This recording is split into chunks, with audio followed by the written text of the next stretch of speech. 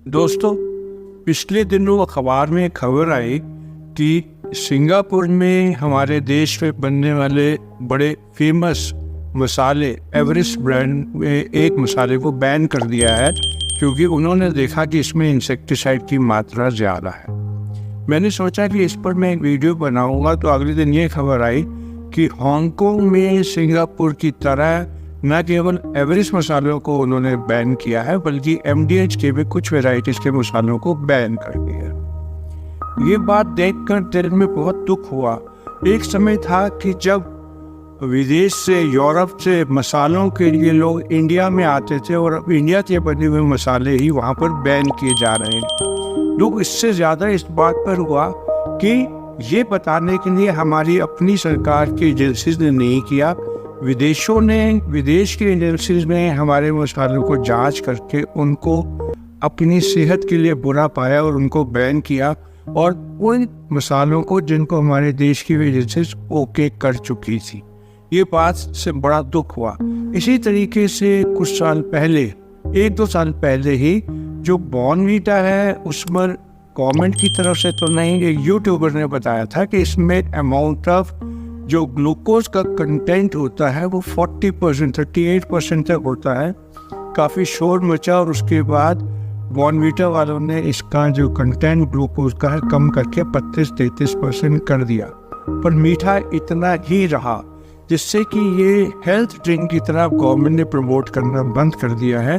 और इसका वजह ये है कि अगर माएँ अपने बच्चों को इसको हेल्थ ड्रिंक की तरह दे तो इतना 30-40% ग्लूकोज हर सर्विंग में दे रही है। इसी तरीके से एक बड़ी इंटरेस्टिंग बात हुई जो अभी पिछले ही कुछ दिनों में हुई थी कि जो ये है नेस्ले की एक ब्रांड है सेरेलैक, जो इंडिया में हर माँ अपने बच्चे को एक सप्लीमेंट मिल्क के बाद देती है, मदर्स मिल्क के बाद, जो 6 महीने से 1 साल के बीच में बड़ी कॉमनली यूज़ किया जाता है। और आपको ये जानकर हैरानी होगी, इस पर एक वीडियो में पहले भी बना चुका हूँ, कि जो सेरेलैक होता है जो इंडिया में मिलता है, इसमें पर सर्विंग 3.5 ग्राम तक ग्लूकोज होता है।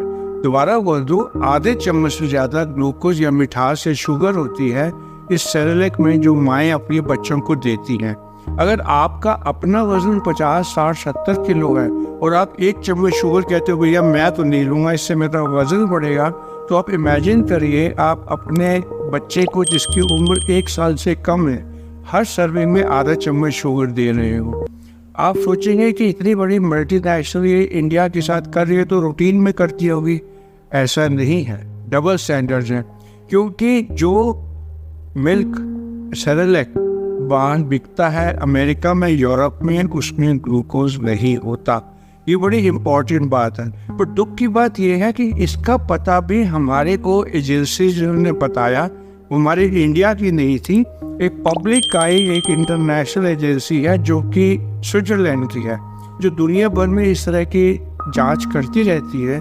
उन्होंने सेरेलैक अमेरिका में बिकने वाला, यूरोप में बिकने वाला और थर्ड वर्ल्ड कंट्रीज में बिकने वाला, जैसे कि इंडिया है जिसको हम बेशक अब डेवलप कंट्री सोचने लगे हैं, लेकिन इसका उन्होंने बाहर भेजा एक बेल्जियम की लैब में, और वहाँ क्या पाया गया कि जो इंडिया है, पाकिस्तान है, बांग्लादेश है, इवन थाईलैंड है, यहाँ पर जो सेरेलैक था उसके अंदर जो दूध बिकता था उसके अंदर जो नेस्ले का बना हुआ था जो बच्चों के लिए था उसमें ग्लूकोज की मात्रा थी, लेकिन जो अमेरिका और यूरोप और एडवांस कंट्रीज में है वहाँ के सेरेलैक पे ये नहीं थी। ये तो डिस्टिंक्शन बिल्कुल साफ हो।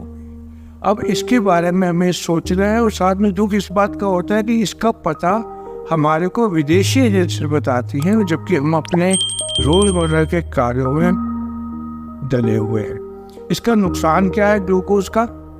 जो शुगर होती है ये एक एडिक्टिव होती है, और इसकी एडिक्शन कुछ लोग कहते हैं कि कोकेन जैसा होती है। अगर आप मीठा ज़्यादा लेंगे तो आपको मीठे की आदत हो जाएगी, और ह्यूमन बॉडी ऐसी बनी है कि उसको टेस्ट ज़्यादा आने लगता है। तो जो अगर 1 साल से छोटे बच्चे को ही आप लगातार ग्लूकोज या शुगर जो आप पे निर्भर है बच्चा, अगर आप उसको देंगे तो क्या होगा, उस बच्चे के जो माइंड में जो टेस्ट बढ़ रहा है वो किसी तरीके की शुगर के लिए ट्यून हो जाएंगी, और बच्चे को एक तो अच्छा लगता है इसलिए वो बार बार सेरेलैक पीता है और माओ का काम आसान हो जाता है।